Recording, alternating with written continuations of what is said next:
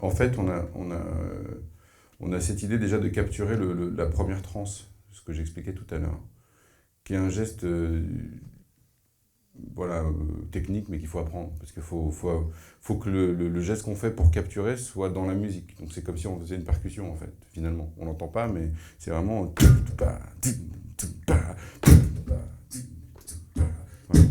Et ce que j'ai fait là, c'est comme si je tapais sur un truc pour jouer la musique déjà. Ça appartient à la musique, quoi. Voilà. Après, le reste, c'est un peu différent, parce que le reste, on va plus être dans la construction, plus dans l'orchestration, dans le mixage. Donc là, après, je vais ouvrir quand je veux, finalement. Ce qui va être intéressant, c'est plutôt comment je me place, moi, dans le son. Là, j'ai fait une rythmique assez forte. Donc si je veux faire un son par-dessus, je vais plutôt entendre ce son-là et me dire, est-ce que je fais plus fort que le son, ou est-ce que je fais moins fort? Par exemple, là.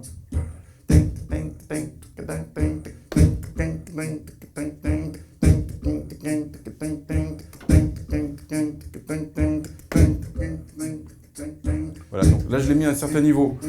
Après je peux décider de le mettre moins fort, plus fort. Mais ce qui est intéressant, c'est comment je construis mon empilement en fait. Comment je construis ma maison avec des choses qui se montent, etc. Et après j'ai plutôt tout ce qui est mixage, quoi. C'est-à-dire le niveau du micro, rajouter des effets. Voilà, je peux décider.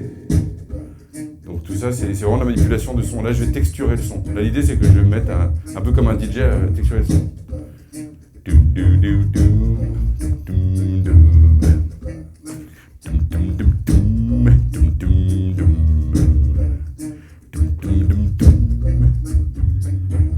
Voilà.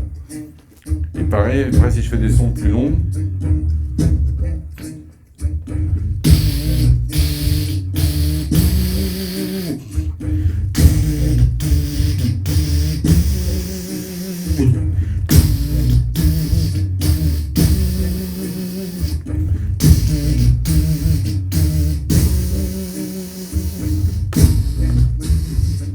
et après, je peux vraiment faire comme un DJ.